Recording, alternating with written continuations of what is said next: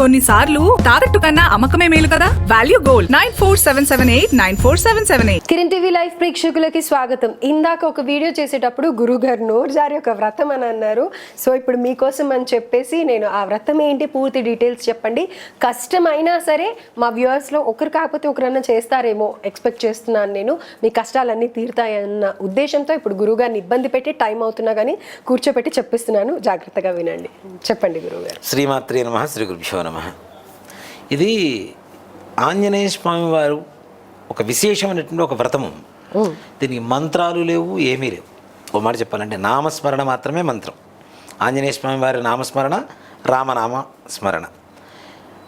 దీంట్లో ఏంటి అంటే 64 రోజుల పాటు చేయవలసినటువంటి విధానం ఇది. 64 రోజులు అంటే కంటిన్యూస్ గా చేయాలంటారా? ఎలా అంటారు? మగవాళ్ళు మాత్రమే చేయగలుగుతారు, ఆడవాళ్ళకి చేసేటువంటి అవకాశం ఉండదు. కాబట్టి ఇంట్లో మగవాళ్ళు చేయాలనుకున్నా కానీ మరి ఆ 4 రోజులు మినహాయించి 5 రోజులు మినహాయించి 6వ రోజు నుంచి మరలా మనం ప్రారంభం. అంటే ఇప్పుడు ఎక్కడైతే సపోజ్ 12th డే రోజున ఆగింది, ఆ తర్వాత 5 days వదిలేసి మళ్ళీ తర్వాత 13th డే కౌంట్ అవుతుందా? లేకపోతే కనుక 13th డే మళ్ళీ చేయాలన్నా మళ్ళీ ఇబ్బంది కలుగుతుంటుంది. ఓకే, ఇట్లా మధ్యలో అయింది కాబట్టి ఓకే. స్టార్టింగ్ లో ఒకవేళ 2వ రోజు 3వ రోజు అట్లా ఏదైనా ఇబ్బంది అవుతుంది, అలా వచ్చే ఇబ్బందులు మనం ముందుగా తెలుసుకొని ప్రారంభించడం అనేది ఉత్తమం. ఓకే, అలా ఆడవాళ్ళకు ఉన్నటువంటి ఇబ్బందులు ముందుగానే తెలుస్తుంటుంది కాబట్టి ఈ సమయానికి ఇలా ఉంటుందని. అంటే అదనే కాదు, ఇంకేదో సడన్ గా ఏదో కాల్ వస్తుంది, ఎక్కడికో వెళ్ళాల్సి వస్తుంది, ఏదో కంటిన్యూ చేయలేని అత్యవసరమైనటువంటి పరిస్థితుల్లో తప్పించి, కానీ అలాంటి పరిస్థితుల్లో కూడా తప్పించుకోవడానికి అవకాశం లేని వ్రతం ఇది. ఒక మాట చెప్పాలంటే తెల్లవారుజామున 4 గంటలకు స్నానం చేయాలి ప్రతిరోజు కూడా. తల స్నానం, చన్నీళ్ళ స్నానం. అయ్యప్ప స్వామి దీక్ష చాలా మంది మగవాళ్ళు చేస్తారు కదా. అలాగే దీన్ని నది దగ్గర కానీ బావి దగ్గర కానీ కనీసం మనం ఇంట్లో ఉండేటువంటి బోర్ మన ఏదో బకెట్లో ముంచుకొని అవి పోసుకోవడం కాదు, బోర్ దగ్గర అయినా సరే కనీసం స్నానం చేయాలి తెల్లవారుజాము 4 గంటలకి. స్నానం చేసి మన ఇంట్లో ఒక చెంబుడు నీళ్లు తీసుకోవటం. ఇంట్లో అయితే ఇల్లు, చెరువు అయితే చెరువు, బావి అయితే బావి, నది అయితే నది. ఒక చెంబుడు రాగి చెంబు తీసుకొని దాని నిండా నీళ్లు తీసుకొని ఒక మిరియపు గింజ దేవాలయానికి వెళ్ళి అక్కడ ఉండేటువంటి అర్చకుల ద్వారా చేయించవచ్చు. ఇది ఇప్పుడు మనం డైరెక్ట్ విగ్రహాన్ని అందరూ ముట్టుకునేటువంటి అవకాశం ఉండదు కాబట్టి, గర్భాలయ ప్రవేశం ఉండదు కాబట్టి తప్పనిసరిగా అర్చకుడితో చేయించవచ్చు.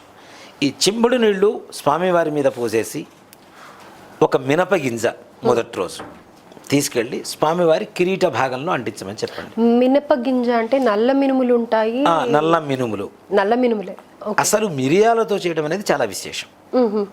మనం మినుములు ఎందుకు చెబుతున్నామంటే మిరియాలు కొనడం అనేది ఇంకా వాటి రేటు కూడా ఎక్కువగా ఉన్నది కాబట్టి సాధ్యపడితే మాత్రం తప్పనిసరిగా మిరియాలతో ఒక మిరియాన్ని తీసుకొని వెళ్ళటం, స్వామివారి మీద నీళ్లు పోయించేసి ఆ మిరియాన్ని స్వామివారి కిరీట భాగంలో ఉంచడం. ఉంచి స్వామివారికి నమస్కారం చేసుకొని సంకల్పం చెప్పుకొని వెనక్కి రావటం. అలా పెట్టి ఉంచుతారంటారా? అదే అంటే అలాంటి దేవాలయాలు ఎంచుకోవడం ఊళ్ళలో ఎక్కువ విలేజెస్లో బాగా జరుగుతుంటాయి ఇలాంటివి. మరి ఇక్కడ అంటే కష్టం. ఇక్కడ అంటే కూడా చేయొచ్చు. విగ్రహాలు నిత్యం చేసేటువంటి అభిషేకం చేసేటువంటి దేవాలయాలు ఉన్నాయి కాబట్టి తప్పనిసరిగా చేయవచ్చు. అలాగే 2వ రోజు మరలా తలస్నానం చేయటం, మళ్ళీ రాగి చెంబుతో నీళ్ళు తీసుకెళ్ళటం. 2 మిరియాలు 2వ రోజు కాబట్టి 2 మిరియాలు తీసుకుని వెళ్ళి మరలా చెంబు నీళ్లు స్వామివారి మీద అభిషేకం చేయించడం, మరలా 2 మిరియాలు కిరీట భాగంలో ఉంచడం. 3వ రోజు 3 మిరియాలు, 4వ రోజు ప్రతిరోజు 64 రోజులు 64 మిరియాలు లాస్ట్ రోజుకి వచ్చేసరికి అవుతాయి. మినపప్పు కానీ మినుములు కానీ మిరియాలు కానీ అవి కిరీట భాగంలో ఉంచడం, స్నానం అభిషేకం చేయించడం. 64వ రోజు ఇందాక మనం చెప్పుకున్నట్టుగా పానకం, వడపప్పు, తర్వాత అప్పాలు, వడమాల, 5 అరటిపండు, కొబ్బరికాయ, సున్నిపిండి, మినపసున్ని, తర్వాత వెన్నపూస ఇవి నివేదన చేసి రాత్రికి పడుకుంటే ఆంజనేయ స్వామి వారి స్వప్నంలో రాకపోతే అడగండి.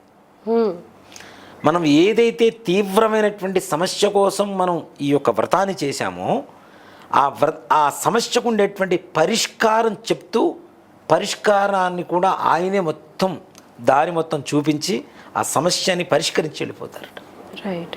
64వ రోజు నిజంగా ఇక్కడ 64 రోజులు మీరు చెంబుతో వాటర్ తీసుకెళ్ళాలి అని అన్నారు కదా, మరి అప్పుడు పఠించుకోవాల్సిన రామనామం అంతే, శ్రీరామ అంతే, జయ శ్రీరామ్ లేదా శ్రీరామ రామ రామేతి రమే రామే మనోరమే సహస్రనామ తుల్యం రామనామ వరాననే.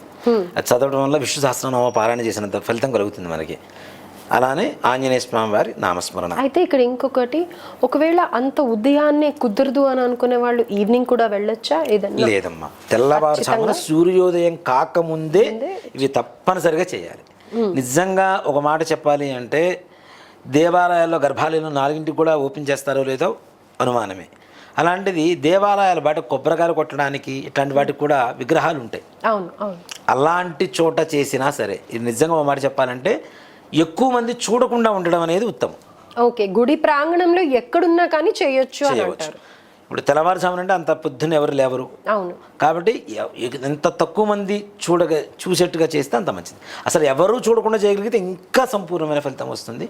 తప్పనిసరిగా 64వ రోజు మనకి నిద్ర పట్టడానికి ఒళ్ళంతా బాడీ పెయిన్స్ వస్తూ ఉంటాయి. అంత బాడీ పెయిన్స్ వచ్చేస్తుంటాయి. ఆ మరుసటి రోజుకి ఈ 64 రోజులు చేసినటువంటి దీక్ష ఏదైతే ఉంటుందో, ఒక పూట భోజనం, తలస్నానం, ఒక పూట టిఫిన్, ఆనియన్స్ తినకూడదు, నాన్ వెజ్ తినకూడదు, డ్రింక్ చేయకూడదు, తర్వాత బ్రహ్మచర్యం ఉండాలి. ఇవన్నీ చేస్తూ 64 రోజులు చేసేసరికి బాడీకి ఒక రకమైనటువంటి స్ట్రెయిన్ ఎక్కువగా ఉంటుంది. అవునా? ఇలాంటివన్నీ వీటితో బాడీ పెయిన్స్ అధికంగా ఉంటాయి. రాత్రిపూట పడుకునే ముందు, పడుకున్న తర్వాత ఎప్పుడైతే ఆంజనేయ స్వామి వారు మన కలలో కనబడ్డారో ఈ 64 రోజుల నుంచి చేస్తున్నటువంటి కష్టం అంతా కూడా ఒక్కసారి తుడిచి పక్కన పెట్టేసినట్టే ఉంటుంది. అయితే చెప్పులు కూడా వేసుకోకూడదు. చెప్పులు కూడా వేసుకోకుండా, అంతేకాకుండా ఇవి ఎక్కువగా శీతాకాలంలో చేయడం అనేది ఉత్తమం.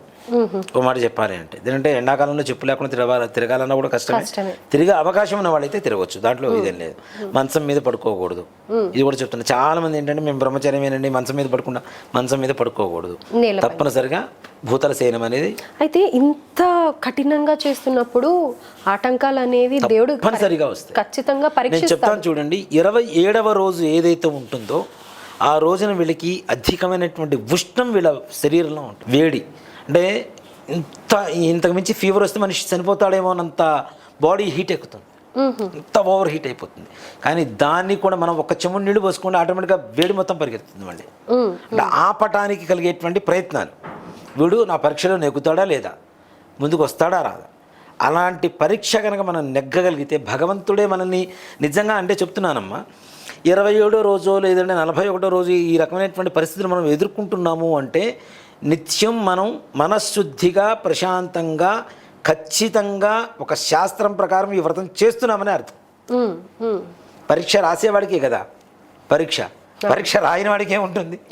కాబట్టి ఇలాంటివి వస్తే భయపడొద్దు. సో ఆటంకాలు వస్తున్నాయని చెప్పి భయపడి మానేయొద్దు. గ్యారంటీ. ఇలాంటి ఆటంకాలను కూడా మనం ఎదుర్కొని ముందుకెళ్ళగలిగితే, ఇట్లాంటి చిన్న చిన్న ఆటంకాన్ని మనం ఎదుర్కొని ముందుకు వెళ్ళగలిగితే మనం ఏదైతే పెద్ద సమస్యలో ఉన్నామో ఆ సమస్య నుంచి బయటపడేయడం తథ్యం. అయితే ఇప్పుడు శ్రీరామనవమి రాబోతోంది కదా, మరి ఈ మధ్యలో ఎప్పుడన్నా స్టార్ట్ చేయొచ్చా? ఎప్పుడు పర్టికులర్గా స్టార్ట్ చేయాలి అనేది? శ్రీరామనవమి రోజున ప్రారంభించుకోవచ్చు, ఒకటి. మరలా రెండవది, వైశాఖ మాసంలో బహుళ పక్షంలో దశమి వస్తుంది, ఆ రోజున ప్రారంభించడం అనేది చాలా విశేషం. దేనికంటే ఆయన పుట్టిన నక్షత్రం కూడా ఆ రోజు వస్తుంది, పూర్వాభాద్ర నక్షత్రం ఆంజనేయ స్వామి వారికి. కాబట్టి ఆ రోజున ప్రారంభిస్తే, లేదా ఆ రోజుకి ముగించేలా 64 రోజుల ముందు, లేదా ఆ రోజు నుంచి ప్రారంభించి 64 రోజులు చేయగలిగితే విశేషమైనటువంటి ఫలితం వస్తుంది. ఇప్పుడు ఎట్లాగో 64 రోజులు లేవు, వైశాఖ మాసం చైత్రమాసం వచ్చేసింది కాబట్టి ఆ రోజు నుంచి ప్రారంభించుకొని 64 రోజులు చేసినా చాలా విశేషమైనటువంటి ఫలితాన్ని పొందవచ్చు. హనుమంతుడి సందర్శన సౌభాగ్యాన్ని పొందాలి అనుకునేటువంటి ప్రతి ఒక్కరు కూడా ఈ ఒక వ్రతాన్ని చేయవచ్చు. రైట్. ఇక్కడ మన కోరికలు తీరడమే కాదు, మనం కష్టం నుంచి బయటపడమే కాదు, సాక్షాత్తు ఆ హనుమంతుల వారే మనకు కళ్ళు కనిపిస్తారు. అంటే చెప్తాడమ్మా, గ్యారంటీ. తప్పనిసరిగా నీకు ఈ సమస్య గురించి చేసావు, ఈ సమస్య ఈ విధంగా తీరిపోతుంది, ఇలా ఉంటుంది, నేను ఉంటాను, నీకు ధైర్యంగా ఉండు అని చెప్పి ఆయన మనకి మన ఇంట్లో తండ్రి కనుక మనకి ఏ విధంగా ధైర్యం చెప్తాడో ఆ విధంగా మనతో ఉంటాడు, మనకి ధైర్యం చెప్తాడు, మన కార్యాన్ని సిద్ధి చేస్తాడు ఆయన. రైట్ గురుగారు. సో ఇప్పటి వరకు ఎవరైతే నాకు కమెంట్స్ పెడుతూ ఉన్నారో ఏదన్నా ఒక మంచి రెమెడీ ఇలా కావాలి అని, మాకు ఈ కష్టాలు ఉన్నాయి, ఆ కష్టాలు ఉన్నాయి, మాకు ఎప్పటికీ మంచిగా లేదు అని అనేవాళ్ళు, మీరు చెప్పిన రాశి ఫలితాల కింద కూడా చాలామంది పాపం డిప్రెస్ అయిపోయి మాకు ఎప్పుడు ఇలానే ఉంటుంది అని చెప్పేసి మెసేజ్లు పెట్టారు. సో ఎవ్వరు ఏం భయపడకండి, ప్రతి ప్రాబ్లంకి సొల్యూషన్ ఉంటుంది అని గురుగారు చెప్తూనే వస్తున్నారు కదా. సో ఈరోజు డెఫినెట్గా ఇది కొంచెం కష్టమైంది అని చెప్తున్నారు, బట్ బట్ స్టిల్ ట్రై చేయండి. డెఫినెట్గా మీరు మీ కష్టాల నుంచి బయటికి వచ్చే మార్గం చూపించారు, ఇంకా మీ చేతిలోనే ఉంది. అంతేనా పెద్ద కష్టానికి కొంచెం కష్టపడడం తప్పు కాదు, అవును. కష్టమేమీ కాదు. కాదు, నిజంగా ఇది ఇష్టపూర్వకంగా చేస్తే కష్టం కనబడదు. కాబట్టి తప్పనిసరిగా స్వామివారి మీద విశ్వాసం ఉంచి చేయండి, తొందరగా అనుగ్రహిస్తాడు. ఇది ప్రత్యేకంగా మగవాళ్ళకే చెప్పారు కాబట్టి అంటే చేయగలుగుతారు అని అన్నారు. ఆడవాళ్ళు కూడా చేస్తారు, అదేం లేదు. మీకుండే ప్రాబ్లమ్స్ రెస్పాన్సిబిలిటీస్కి పాపం కుదురుతుందో కుదరదో నాకు తెలిసి మగవాళ్ళు అయితే డెఫినెట్గా దీన్ని చేయడానికి సాధ్యవంతమైనటువంటి ప్రక్రియ ఇది. అవును, చేయగలుగుతారు, సక్సెస్ అవుతారు కూడా అనుకుంటున్నాను. చేసిన తర్వాత మాకు కమెంట్ చేయండి డెఫినెట్గా మీకు ఎలా ఉంది అని. ధన్యవాదాలు. శ్రీమాత్రే నమః. శ్రీ గురుభ్యో నమః.